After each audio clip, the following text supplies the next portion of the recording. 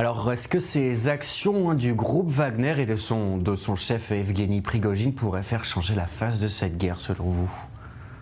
Non, je ne le pense pas. Je dois vous avouer que je suis extrêmement prudent par rapport à ce qui se passe en Russie. D'abord parce que depuis plusieurs semaines, nous pensions qu'il s'agissait là d'un coup monté par les Russes pour faire croire à des divisions dans leur rang. On parle dans la tradition russe du renseignement de la maskirova, le sens de la dissimulation. Là, l'ampleur est telle qu'effectivement, ça semble remettre en cause cette hypothèse.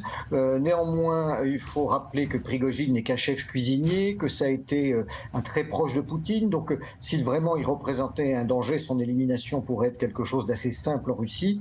Par Mhm. ailleurs, parmi l'ensemble des combattants de Wagner, une partie sont des gens libérés de prison pour des peines, on va dire, relativement minimes et qui savent très bien que s'ils étaient pris et s'ils poursuivent la rébellion, ils vont être passés au peloton d'exécution assez rapidement. Donc, il faut être encore très prudent sur l'évolution de cette crise interne qui en est probablement une. Bien sûr, il est normal que les médias occidentaux y accordent beaucoup d'importance parce que ça permet aussi de dissimuler les échecs de la contre-offensive ukrainienne. Et puis, dernière hypothèse, on peut envisager aussi que Prigojine ait été manipulé par les services occidentaux pour déstabiliser la Russie. Mhm.